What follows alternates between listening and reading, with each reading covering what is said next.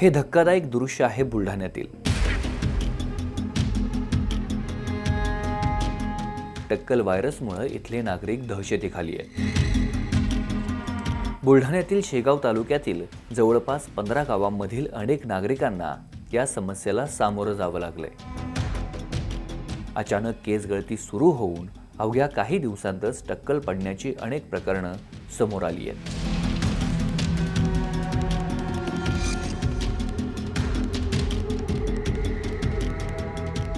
केंद्रीय मंत्री प्रतापराव जाधव यांनी अलीकडेच बाधित गावांचा दौरा केला होता.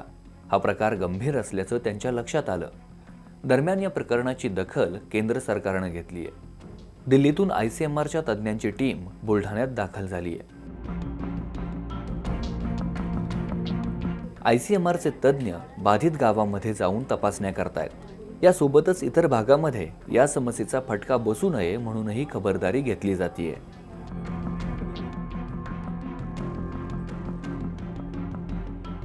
हमारी टीम राष्ट्रीय पर्यावरणीय स्वास्थ्य अनुसंधान संस्थान भोपाल से आई हुई है. हम जो पर्यावरण में कुछ अगर कारण है इसके तो उसको हम देखेंगे और जैसे डॉक्टर मुरेकर ने बताया हम ब्लड का सैंपल लेंगे अगर उसमें कोई हेवी मेटल का है. हालांकि अभी पहला जो इनिशियल इन्वेस्टिगेशन हुआ है वो नेगेटिव आया है, लेकिन हम ब्लड सैंपल लेके उसमें और डिटेल्स में और मेटल्स देखेंगे.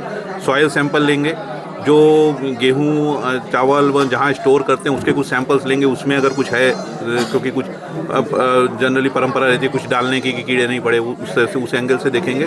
और पानी के सैंपल लेंगे, जो भी पीने का पानी का स्रोत है वो भी. तो इस सैंपल में फिर हम हैवी मेटल्स जो है वो उसका एनालिसिस करेंगे.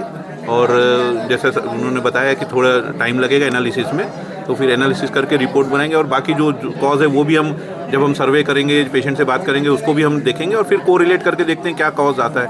होपफुली हम जब तक हम ये ख़त्म होता है हमारा पूरा इन्वेस्टिगेशन, कुछ ना कुछ कॉज पता लग जाएगा, सो दैट हम आगे के लिए उसको प्रिवेंट कर पाएंगे. फिर हमारी गवर्नमेंट में हमारे पास लैब है और उस लैब में हम करें. ICMR की लैब हैं हमारे पास, सभी साधनों से सज्जित लैब है, तो वहाँ हम एनालिसिस करेंगे.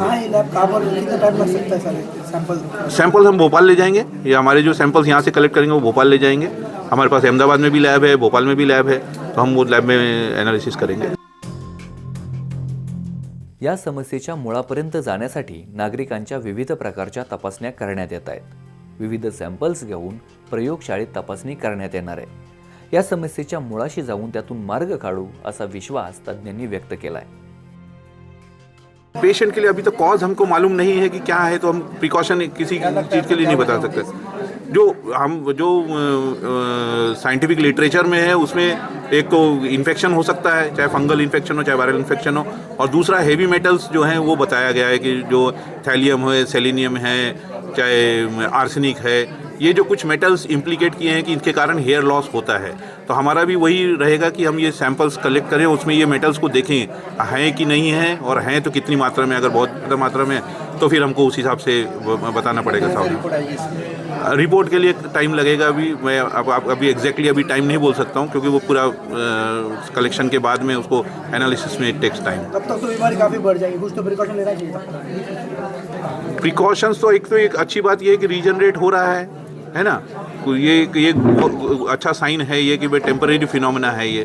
और बाकी अगर फंगल में है कुछ, या जब हम हिस्ट्री पूछेंगे कि खाने जो अनाज वगैरह में उसमें कुछ चीज़ें ऐसे मिलाते हैं, तो वो प्रिकॉशंस ले सकते हैं अभी कि उसको ना डालें इस तरह की चीज़ें, ताकि अगर है वो कारण है तो नहीं बढ़े. तो ये प्रिकॉशन्स तो अभी ले सकते हैं इमिजिएटली. सांगितलं मी, पाण्याच्या मध्ये काही आढळलं नाही, हेवी मेटल्स आढळले नाही. जे केसांचे सॅम्पल घेतले त्यावरून दिसलं की फंगल इन्फेक्शन नाही.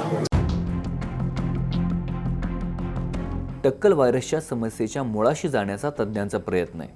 त्यांच्या प्रयत्नांना यश येणार का आणि नागरिकांची या समस्येतून सुटका होणार का, हे येणारा काळच सांगेल. बुलढाण्याहून अमोल सराफ, महाराष्ट्र टाइम्स ऑनलाईन.